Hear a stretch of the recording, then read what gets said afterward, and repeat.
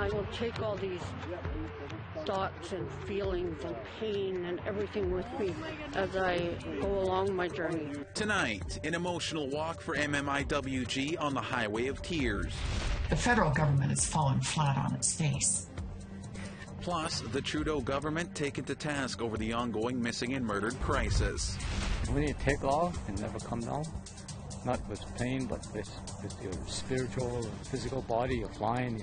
And Valentine's Day in the cold north, how some couples keep their love alive.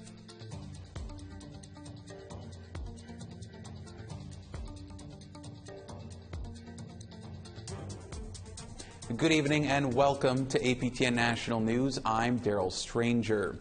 We start with breaking news out of Ottawa. Prime Minister Justin Trudeau has invoked the Emergencies Act for the first time in history.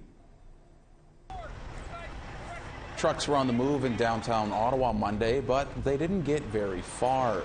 In a deal brokered by Ottawa Mayor Jim Watson, they were escorted by police out of primarily residential streets to Wellington Street.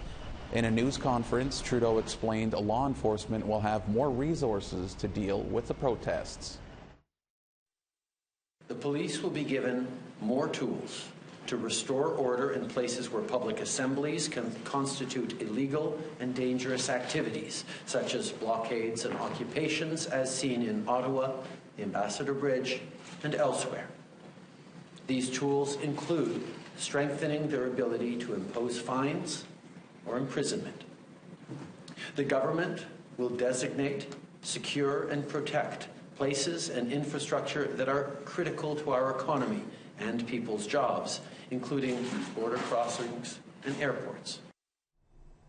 Today is the National Day of Action for Missing and Murdered Indigenous Women and Girls. Advocate Krista Fox is preparing to walk across Canada to raise awareness. She met up with fellow advocates and families on the notorious Hwy of Tears. APTN's Lee Wilson has that story. MMIWG families and advocates welcome Krista Fox with drumming and ceremony. She is a North Battleford, Saskatchewan mother and grandmother, and is preparing to walk across Canada to raise awareness for murdered and missing Indigenous women and girls. Earlier this month, she had an emotional journey from Prince George to Terrace, BC, along the Hwy of Tears, a notorious name due to the high numbers of Indigenous people who have gone missing there since the 1970s. Fox says she had a powerful experience walking with the family of Francis Brown, who went missing in 2017 near Smithers. And it was an amazing experience, you know, and we walked and we held arms and then we connected and held hands, and it was just like I felt his pain, you know, he misses his mom so much. Later this month, on February 18th, Fox's birthday, her official walk will begin from Victoria, BC. Fox plans to carry all of the emotions from meeting MMIWG families on her journey. She'll meet more families on the 10-month walk across the country. And I will take all these thoughts and feelings and pain and everything with me as I go along my journey. I wanted to build a totem pole along the Hwy of Tears to remind people that there's girls and men missing on this highway.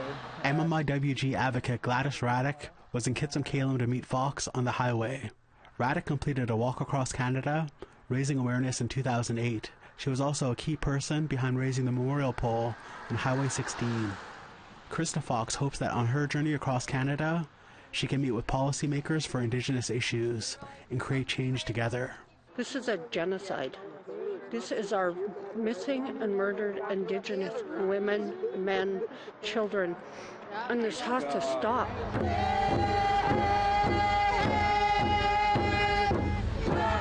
She says people often ask her what they can do to support MMIWG families. She encourages them to keep showing up. I always say half of the battle is showing up. So I just would like people to keep showing up. Keep supporting the families in your community. Keep finding out, keep asking questions, keep, you know, sharing on social media, whatever the case may be, because nothing feels better than knowing that somebody cares. Lee Wilson, APTN National News, Kitsim-Kalem. It has been close to 3 years since the National Inquiry into Missing and Murdered Indigenous Women and Girls released its final report. Back then, the federal government promised to address the calls to justice. But as APTN's Fraser Needham reports, advocates and families are still waiting. The final report of the National Inquiry into Missing and Murdered Indigenous Women and Girls was given to Prime Minister Trudeau with much fanfare in June 2019.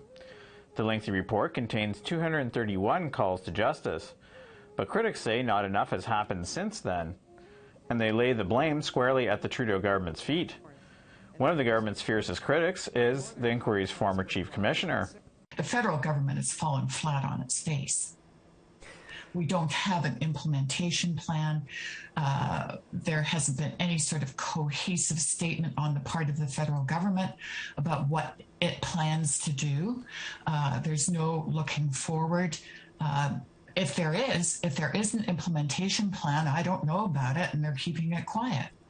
But they have quite literally fallen flat on their face in terms of their responses. In response, the Crown Indigenous Relations Minister says there's always room for improvement, and instead chose to focus on the government's $2 billion Pathway program.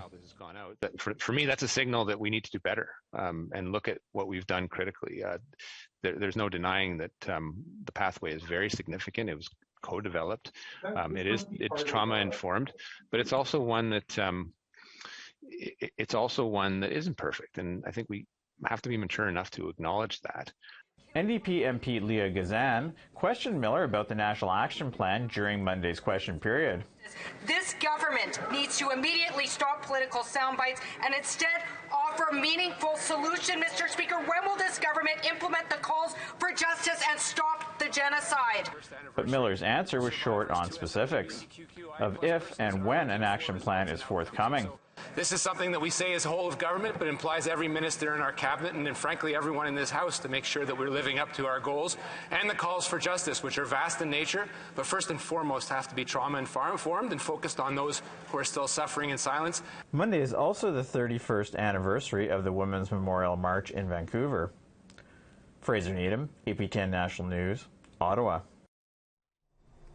For more with former Commissioner Marion Buller, check out this week's episode of Face to Face. She'll be joining Dennis Ward. That's Tuesday after the newscast. And a new Saskatchewan film is drawing a direct link between residential schools and the 60s scoop to missing and murdered Indigenous women and girls. APTN's Leanne Sanders brings us this report and a warning some may find the content of this story disturbing. Sonia Bear is one of 5 60 Scoop kids who tells her heart-wrenching story. In the documentary, everything is connected. Yeah, just that feeling of being unwanted is tough.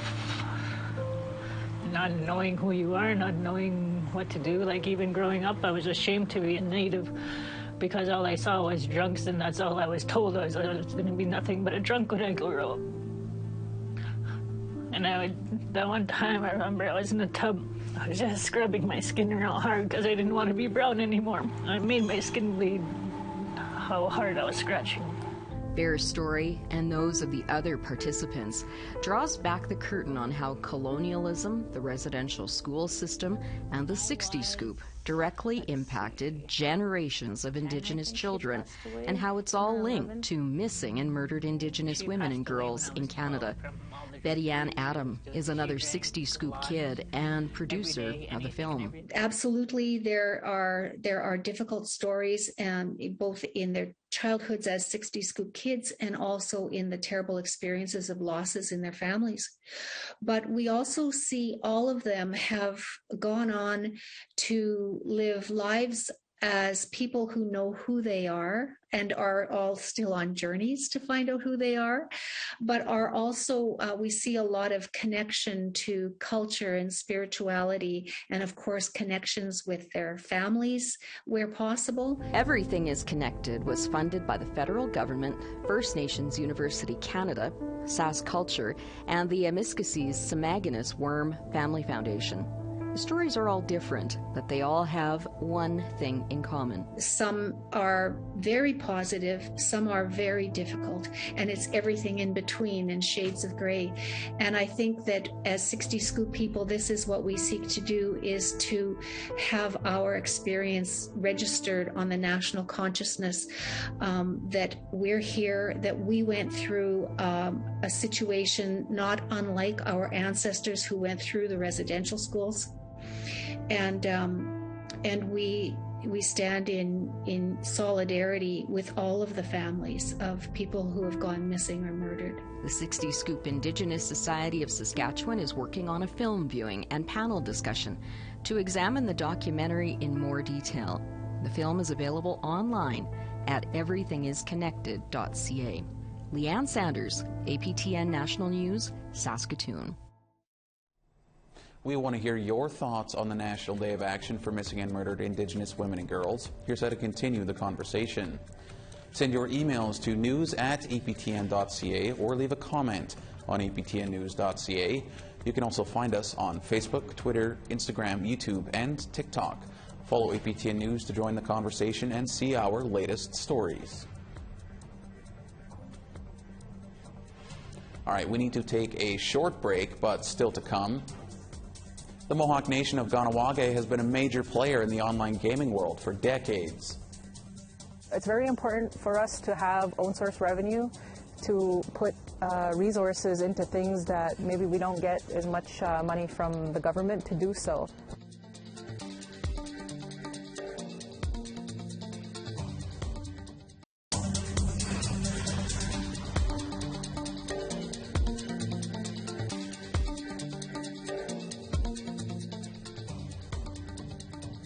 Welcome back to APTN National News. February is Inuit Language Month. 65% of Nunavummiut list Inuktitut as their first language. Our Kent Driscoll introduces us to an Inuk woman who didn't learn Inuktitut until adulthood. This from Iqaluit. Karen Kabluna didn't learn Inuktitut as a child growing up in Baker Lake, Nunavut. She was raised speaking English. That meant she couldn't understand one of the most important people in her life. My grandmother only spoke Inuktitut, and I would communicate as much as I could in Inuktitut, and she would communicate as much as she could in English, but it was a long-term goal of mine to have an adult conversation with her. Now working and living in Iqaluit, Kabluna decided to take a full-time Inuktitut course at Purvik, a language training school here in Iqaluit. She started just before the pandemic hit and ended up doing some of the coursework online.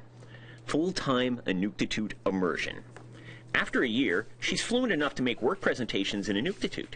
She's the CEO of Nunavut Tungavik, Nunavut's land claims organization. Even for an Inuit organization, some ideas don't quite translate. I don't know how to say Comptroller General, so some of my presentation to the board was a little limited. I'm not familiar with a lot of the traditional terminology, but I can certainly get by. Inuktitut resources in Nunavut are mostly geared towards children. Adults have to deal with that gap and end up having to use course materials designed for children. That's a lot of see Jane run. For Kabluna, the reward for the hard work was a better sense of who she is. Learning Inuktitut for me was as much about learning a language as it was about reclaiming my identity.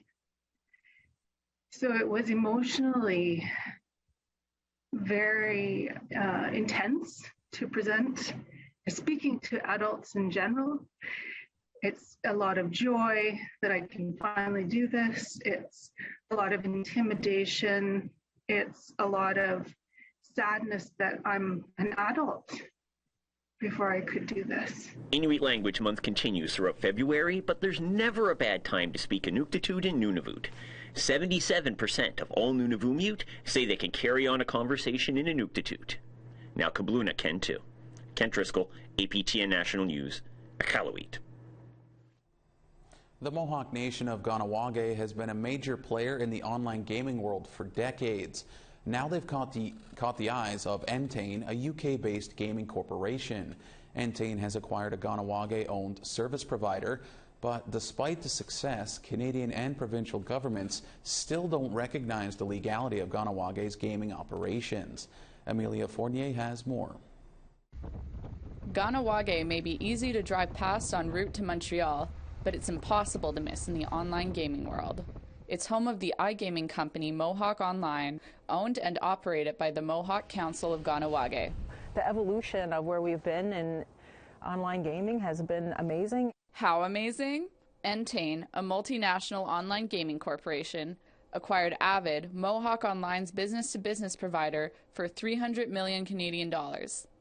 Mohawk Online CEO Dean Montour said it won't affect day-to-day operations, but could encourage growth.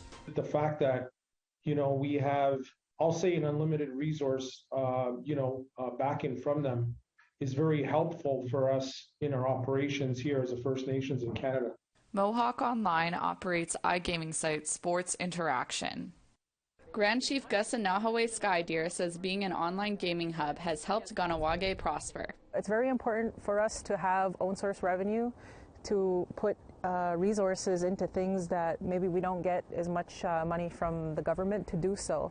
The council developed their own regulatory framework in 1996 and established the Kahnawake Gaming Commission under Mohawk jurisdiction. The Mohawk Internet Technologies Data Center hosts iGaming websites across the world. Yet while MCK's online gaming is doing well internationally, their online gaming industry has yet to have official legal recognition from the Canadian and Quebec government. Anytime it feels like First Nations people try to create any kind of industry for themselves, whether it's tobacco or gaming, if any kind of external governments aren't benefiting from it, whether it's some kind of tax regime or permitting system, they deem it illegal or that it's contraband. Canada's gaming legislation indicates that all gaming must be regulated by provinces. While Kahnawake is still lobbying for an amendment to include First Nations as regulators, the Ontario government is pushing Mohawk Online to get permits for the province. But when you have a PLC like Entain invest in Kahnawake, it is a nod to the business, the success of our business, and it's also a nod to, politically, to the legality of our jurisdiction. They've operated under Mohawk sovereign jurisdiction, as per Section 35 of the Canadian Constitution. Murray Marshall, a lawyer for Mohawk Online, says the government of Canada and of Quebec have taken a hands-off approach. More than 25 years that Kahnawake been exercising and asserting its jurisdiction over gaming.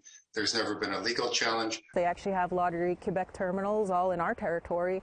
We don't really see any kind of return or benefit from that, so we kind of just coexist, I guess, at this point, and I think that's the way it should be.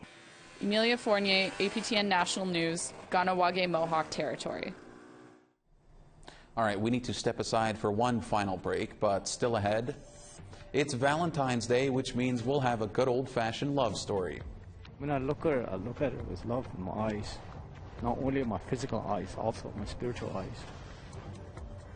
I listen to her. I love her with my ears. I listen.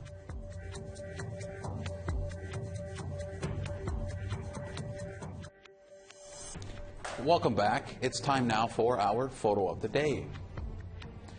This was sent to us by Pat Chapizia, another great photo that Pat sent to us from the Buckinghorse, British Columbia area.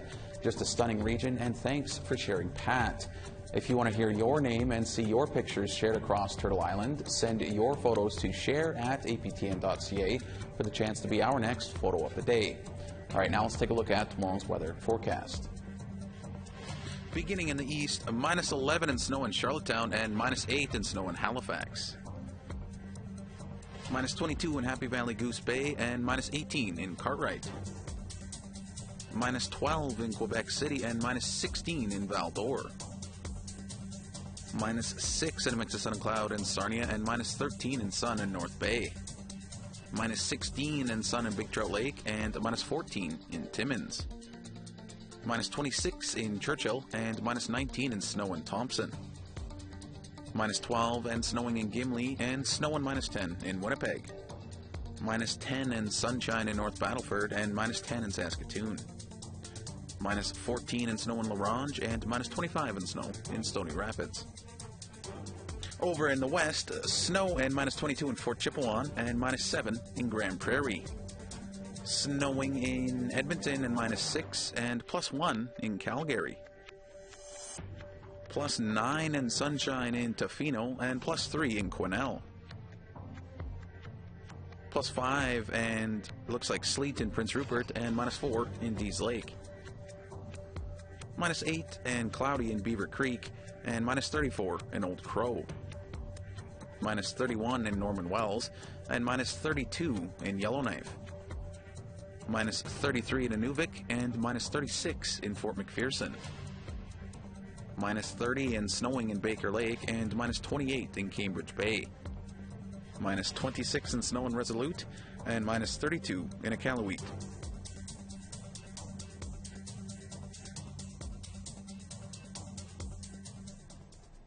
Today is Valentine's Day, and for many, February 14th is a day to recognize their appreciation for their significant other.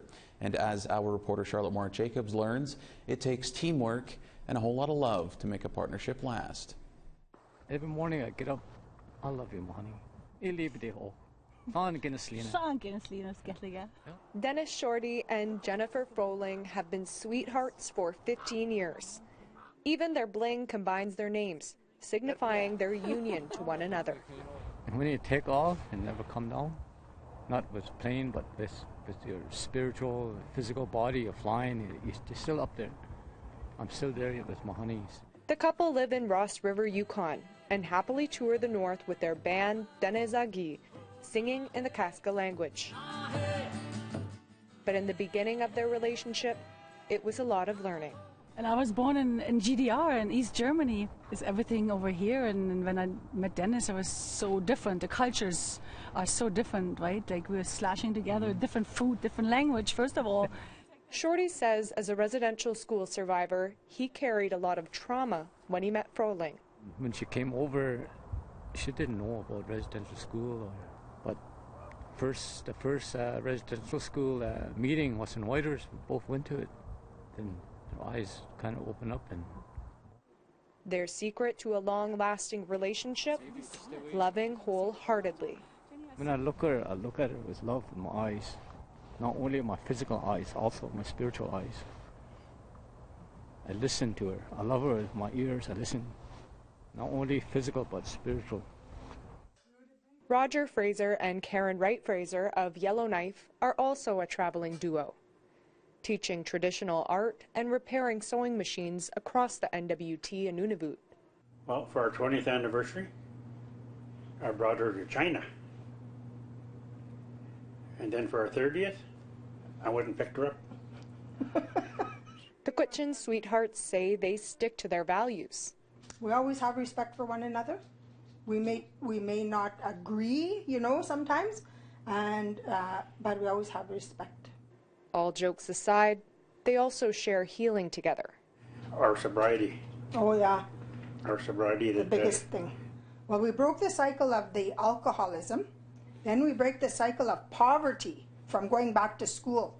So that way we could have a good life, provide a good life for our children. For Roger and Karen, they say every day is Valentine's Day when they are together. I try to spoil her sometimes, but she don't want to be spoiled. She's, so it's... Independent. Charlotte Moore-Jacobs, APTN National News, Yellowknife. Thanks for that, Charlotte. You can certainly feel the love coming through the screen. All right, that's all we have for you tonight. Thank you for joining us. I'm Daryl Stranger. Have a great night.